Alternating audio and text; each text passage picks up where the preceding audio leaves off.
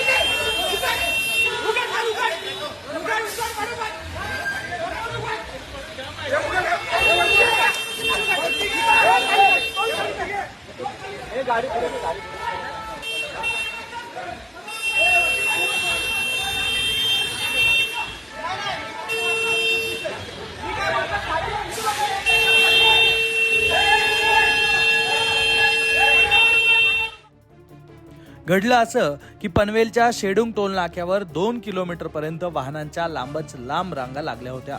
एवढी प्रचंड वाहतूक कोंडी असतानाही टोल वसुली सुरूच असल्यानं वाहन चालकांमध्ये तीव्र संताप निर्माण झाला.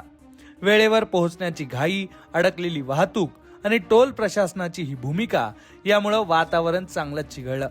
मनसे पदाधिकाऱ्यांनी यावेळी टोल वसुलीला विरोध केला आणि तिथं चांगलाच राडा झाला.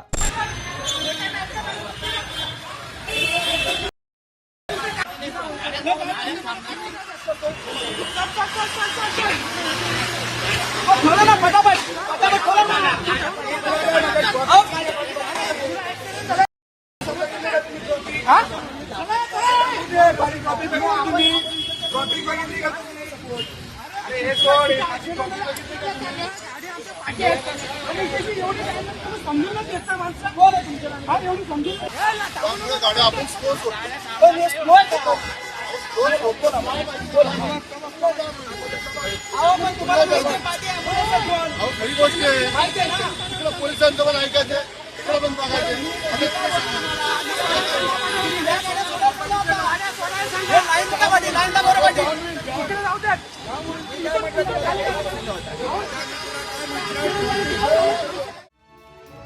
हा सगळा राडा सुरू असताना मनसे पदाधिकाऱ्यांनी टोल गेट उघडून अनेक गाड्या टोल न भरता सोडल्या. पण यामुळे बराच वेळ गोंधळ झाला. या घटनेमुळे पुन्हा एकदा वाहतूक कोंडीचा मुद्दा प्रकर्षानं समोर आलाय. त्यामुळे आता प्रशासन नेमका काय निर्णय घेणार, काय उपाययोजना करणार हे पाहणं महत्वाचं असणार आहे.